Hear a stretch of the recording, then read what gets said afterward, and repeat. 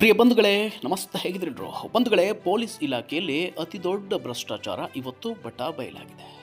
ರಕ್ಷಕರೇ ಭಕ್ಷಕರಾದರೆ ಹೇಗೆ ಹೇಳಿ? ಆ ಪೊಲೀಸ್ ಅಧಿಕಾರಿಯೇ ಸ್ವತಃ ತಾವೇ ಬರೆದಂತಹ ಡೈರಿಯಲ್ಲಿ ಸಿಕ್ಕಿ ಹಾಕಿಕೊಂಡಿದ್ದಾರೆ.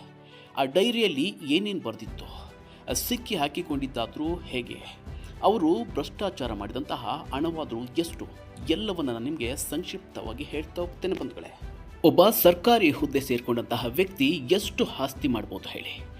ನ್ಯಾಯಯುತವಾಗಿ ದುಡಿದು ಸರ್ಕಾರಿ ಸಂಬಳವನ್ನೇ ನೆಚ್ಚಿಕೊಂಡು ಹೊಟ್ಟೆ ಬಟ್ಟೆ ಕಟ್ಟಿ ಜೀವನ ಸಾಗಿಸಿದ್ರೆ ತಮ್ಮ ನಿವೃತ್ತಿಯ ಹೊತ್ತಿಗೆ ಒಂದು ಒಳ್ಳೆಯ ಮನೆ, ಒಂದಿಷ್ಟು ಆಸ್ತಿಯನ್ನು ಮಾಡ್ಬೋದು. ಇದು ಸರ್ವೇ ಸಾಮಾನ್ಯ.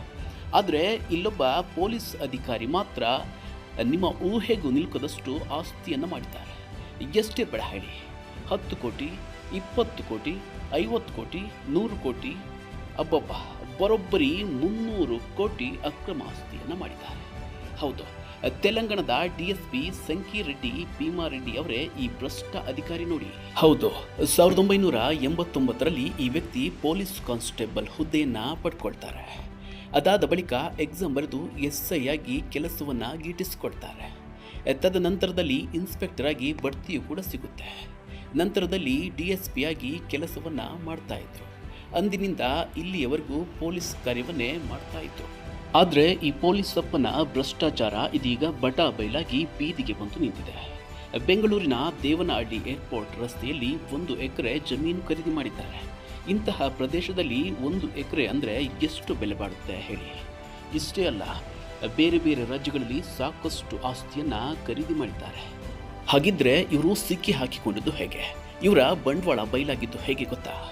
ಭೀಮಾರೆಡ್ಡಿ ಅವರು ತಮ್ಮ ಪತ್ನಿಯೊಂದಿಗೆ ಚಾರ್ಧಾಮ್ ಯಾತ್ರೆಗೆ ತೆರಳುವ ಮುನ್ನ ತಮ್ಮ ಜೀವಕ್ಕೆ ಹಾನಿಯಾದರೆ ಎಲ್ಲ ಆಸ್ತಿ ಮಕ್ಕಳ ಕೈತಪ್ಪಿ ಹೋಗುತ್ತೆ ಅನ್ನುವಂತಹ ವಿಚಾರವನ್ನು ತಲೆಯಲ್ಲಿ ಇಟ್ಕೊಂಡು ತಮ್ಮ ವೈಯಕ್ತಿಕ ಡೈರಿಯಲ್ಲಿ ಬರೀತಾ ಹೋಗ್ತಾರೆ. ಎಲ್ಲೆಲ್ಲಿ ತಾವು ಆಸ್ತಿಯನ್ನು ಖರೀದಿಸಿದ್ದಾರೆ, ಯಾರಿಗೆಲ್ಲ ಹಣವನ್ನು ಕೊಟ್ಟಿದ್ದಾರೆ, ಯಾವ ಸಂಸ್ಥೆಯಲ್ಲಿ ಹಣ ಹೂಡಿಕೆ ಮಾಡಿದ್ದಾರೆ, ಯಾರ್ಯಾರ ಹೆಸರಲ್ಲಿ ಬೇನಾಮಿ ಆಸ್ತಿ ಖರೀದಿ ಮಾಡಿದ್ದಾರೆ, ಎಲ್ಲವನ್ನ ತಮ್ಮ ವೈಯಕ್ತಿಕ ಡೈರಿಯಲ್ಲಿ ಬರಿತಾ ಹೋಗ್ತಾರೆ. ಅಷ್ಟೇ ಅಲ್ಲದೆ ಯಾತ್ರೆಗೆ ಹೊರಡುವ ಮುನ್ನ ಈ ಡೈರಿಯನ್ನು ವಾಟ್ಸಪ್ ಮೂಲಕ ಸ್ಕ್ಯಾನ್ ಮಾಡಿ ತಮ್ಮ 2 ಮಕ್ಕಳಿಗೆ ಕಳುಹಿಸಿಕೊಡ್ತಾರೆ. ಈ ಡೈರಿಯ ಆಧಾರದ ಮೇಲೆ ACB ಅಧಿಕಾರಿಗಳು ಅದರ ಎಲ್ಲ ಆಸ್ತಿ ಹಾಗೂ ಎಲ್ಲೆಲ್ಲಿ ಹಣವನ್ನು ಹೂಡಿಕೆ ಮಾಡಿದ್ದಾರೆ ಎನ್ನುವಂತಹ ಜಾಲವನ್ನು ಪತ್ತೆ ಹಚ್ತಾ ಇದ್ದಾರೆ.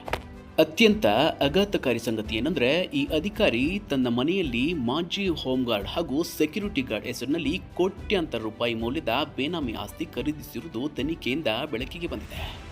ಅಲ್ಲದೆ ತನಿಖೆಯ ವೇಳೆ ಬರೋಬ್ಬರಿ 16 ಕಡೆಗಳಲ್ಲಿ ಏಕಕಾಲದಲ್ಲಿ ದಾಳಿ ನಡೆಸಲಾಗಿದೆ.